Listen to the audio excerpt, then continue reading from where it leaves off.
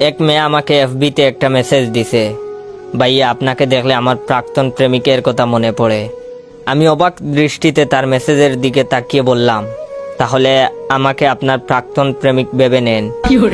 এরপর সে মুখে একটা বিলেনের হাসির ইমোজি দিয়ে রাগান্বিত হয়ে বলল, বেঈমান কুতাকার, তোর কপালে কোনোদিন মেয়ে জুটবে না, আর কত মেয়ের জীবন নষ্ট করবি তুই।